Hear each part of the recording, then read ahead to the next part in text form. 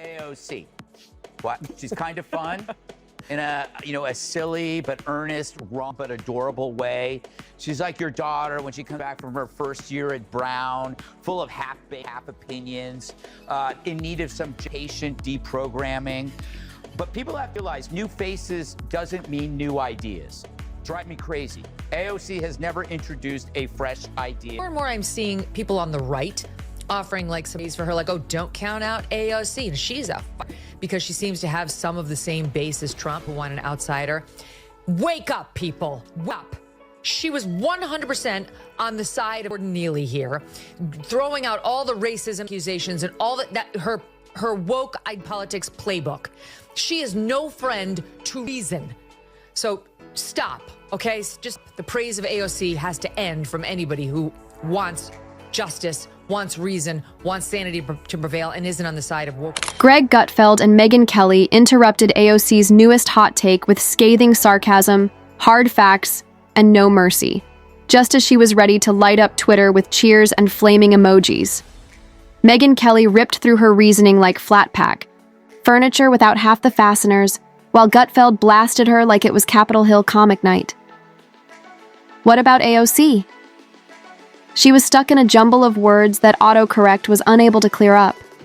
What exactly did they say, then, that turned her viral triumph into a complete and utter rhetorical disaster? It was, to put it mildly, messier than a group chat in Congress during budget season. AOC has never introduced a fresh idea or issue in her life. The way she gets along with Bernie is because she's like 80-year-old leftist in a used bookstore. I mean, she may look fresh, but she's as still as an abandoned futon on the street. It's like, listen to her. I go, I heard that at Berkeley in 19. Wearing a Tax the Rich t-shirt and a casual $14 oat milk coffee, AOC just walked into another intellectual hotspot. He looks like a walking contradiction, attempting to teach economics with the confidence of someone who has just learned how to use a calculator app. However, this was no chance hot mic moment. No, this was a complete, self-inflicted breakdown. And Megyn Kelly and Greg Gutfeld? They didn't have to yell. They just ignited a match, took a step back, and watched as the Green New Deal melted, beneath a heat light like biodegradable Jell-O. What is AOC saying today, then? Let's listen to see whether she has discovered the guidelines or just additional catchphrases. In on AOC and see what she has to say. Any quick reaction? What's going on with Elon Musk and President Trump on Twitter right now? Oh, the girls are fighting, aren't they? I think this pickup we've been seeing a long time coming, but we'll see what the impacts are of it legislatively. Okay. You're so cool referring to them as girls. She's above it all, Ben. That's what she's trying to telegraph. She's the adult in the room, the one out there who does a preacher accent, and she leans into her fake Latina accent, and she's the... To be clear, this was not a discussion, an argument, or even a chat with some degree of knowledge. It was more like seeing someone arrive for a flamethrower battle with a spoon in hand. Somewhere in DC, most likely within walking distance of a Whole Foods, Alexandria Ocasio-Cortez opened her lips and let forth a reverberation so embarrassing that it directly reached two individuals who have little tolerance for political jargon and even less tolerance for economic fairy tales. To be honest, are we shocked at this point? Surprise. Who would go see a movie that's the opposite of entertaining? There's nothing entertaining about that. Michael Moore's colonoscopy is more entertaining than that because there's public twists. But it does show you how great it is to be a progressive in a liberal biased culture. She doesn't do her job, right? She makes movies, she goes to galas, she sits for glossy kissing interviews in GQ and other women's. Once you get over the fact that you're hollow inside, it's not a bad life. When you realize that the drama isn't that deep, it's really rather amusing. With all the grace of a chainsaw in a library, Greg Gutfeld looked over AOC's most recent plan and treated it with the deference of a garbage drawer filled with out-of-date coupons. What about Megyn Kelly? She brought all she had: receipts, incisive sarcasm, and the type of energy you store for that one ideal opportunity to destroy TikTok-level regulations masquerading as ethical revolutions. So their problem is, and the reason why they don't have any idea, is they operate on half opinions. Like, what if we get rid of cash bail? Oh, let's do it. What is you have repeat criminals, wreaking havoc. What if we have sanctuary cities? Hey, let's do it. What happens to rapists and killers, finding sanctuary, safe haven? What if we give trans rights that we don't have? Well, you ruin women's sports, you ruin safe space, you make kids' lives hell, but you don't think about, they never think about what their ideas incentivize. That would be nice. So where are their ideas gonna come from? It all started when AOC determined that eradicating success completely was the best way to redefine it in America. Her most recent proposal seems less like a serious policy argument and more like a 2011 Tumblr tirade, replete with hashtags but without any sense of reason. In her view, the American economy would prosper if we simply gave the government control and allowed them to manage it similarly to a non-profit yoga studio. A little bit of the New York Times review. And Teo, he thinks that the hopelessness of the movie makes it a hard sell for people who would see the movie and also for voters to change their minds about change. But they said for AOC that she offers the best on-screen antidote to despair because she's funny. A canny political strategy. But they don't like it if conservatives are funny. Yeah. Right? It's only that's helpful mean. if they're right. If a conservative is funny, that's...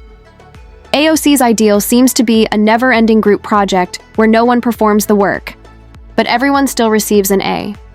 Forget incentives, competition, or invention. Enter Greg Gutfeld, who analyzed AOC's economic views with a mixture of morbid fascination and incredulity, much like a scientist would respond to a PowerPoint presentation from a flat earther. It was interest, not rage. Like, how can someone be so drastically off the mark and yet talk with such confidence? The only rational conclusion? In the parallel reality in which AOC lives, rent is paid in vibes, and inflation is really a negative attitude brought forth by millionaires. In contrast, Megyn Kelly slow-roasted AOC rather than just dismantling her. Calmly, methodically, driven by the type of lived experience that cannot be tweeted and insights from the Harvard Business Review. AOC, who decided to go to the Bronx and pretend she was Cardi B.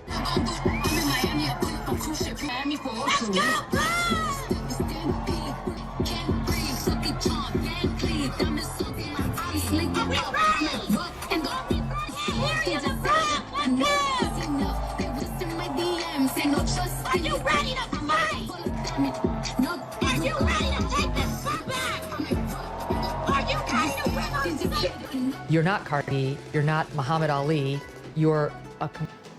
Megyn didn't raise her voice because shouting suggests that if you simply say it louder, the other person could understand. Rather, she went into full precision mode, setting down her wine glass, adjusting her jacket, and chopping up her credibility like a Thanksgiving turkey. What's the greatest part? A direct answer to AOC was not necessary for any of this. That is the genius. AOC's reasoning exploded on touch when Gutfeld and Kelly just held up a mirror. No counter-argument, no argument. This was not a conversation. It was a time of, please sit down while the adults clean up the mess. Consider her climate proposal, the notorious Green New Deal, affectionately referred to as the Great American Dream Killer in certain quarters. Yeah, this is the reason why you can't even compromise with temporary solutions. Because even if you give a temporary solution with lefty, they're going to make it permanent. There's no such thing as whether it was mail-in ballots, or it's the moratorium. You give them and they go, oh yeah, sure, and we'll get back to normal. No, they won't. Moratorium, they don't even know what that means. And we don't actually, I have to say, we don't talk about her at all. We talk about the stories, and we're always very, very respectful. She's incredibly talented, but she hasn't lived enough to be that arrogant and... It resembles a Pinterest board full of well-meaning delusions more than a legislative framework. In addition to ensuring that everyone has access to free housing, universal health care, well-paying jobs, and yes, even financial security for those who choose not to work, AOC seeks to eradicate all fossil fuels. Not at all. Unwilling. That is a ransom letter from someone who believes that monopoly money is a legitimate form of payment, not a proposal for legislation. What about Gutfeld? He didn't even need a joke. He just put out a map of the United States and indicated the part that forbade flying in favor of high-speed rail. That was it. Pure humor in images. It was pure performance art to see him point to the Pacific Ocean as if to ask, so, where's the bullet train from LA to Honolulu, Alex? Because economics does not operate that way. Logic doesn't even operate that way. Yard sales operate in this manner. Additionally, you still need something valuable to offer in a yard sale. Last week before the inauguration, AOC saying, I'm not at the inauguration because I don't support rapists. That is a defamatory statement. She didn't make clear that's opinion. She said it, though it were a matter of fact. It isn't. And I really think he should give some serious thought to suing her. She wasn't on the legislative floor. She was sitting in her apartment doing a little Instagram. You can't get away with that. A term like he's a rapist or committing potential treason in working with the Russians, like news organizations have just, and politicians for that matter, given up all the guardrails that we use.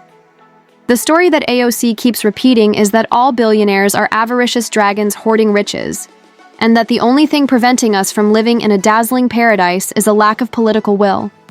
No understanding of debt or deficits, no reference to market dynamics, and most certainly no strategy for financing trillion-dollar initiatives. Aside, then maybe transforming the IRS into a vengeful six-armed tax collector cyborg. Greg Gutfeld almost choked on his irony when she proposed yet another ambitious government plan funded by taxing the rich. You know, the preferred economic theory of those who believe that the Laffer curve is a brand new Disney World roller coaster. His response was brutally straightforward.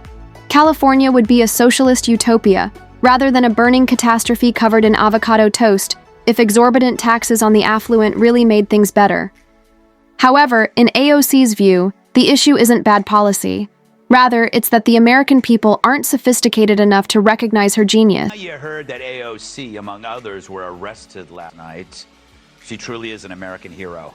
Brutal, taken out in cuffs. Well, technically, her shirt had cuffs. Maybe French cuffs, as she did surrender without me.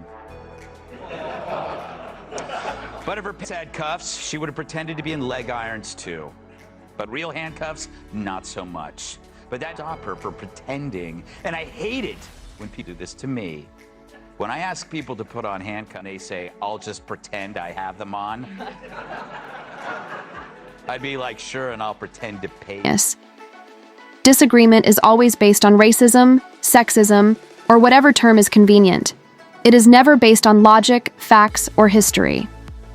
Because it's far simpler to yell oppression than to acknowledge that your economic strategy was a crayon drawing when it's as sturdy as a Jenga tower during an earthquake.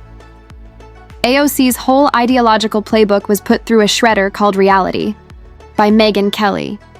She confirmed what many people have long suspected.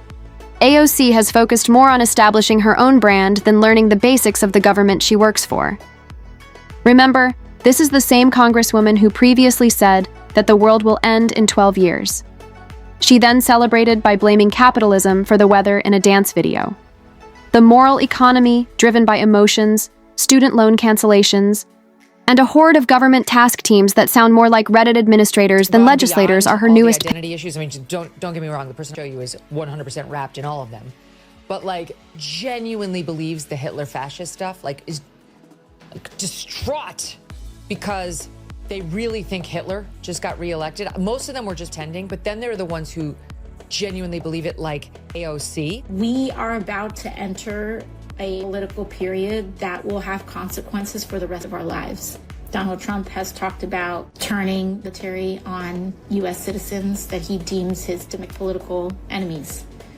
Authoritarians and people that he affiliates closely with and abroad in regimes like that, it's not uncommon to jail political dissidents or legislative opponents. One of the most prominent Democrats. pitch.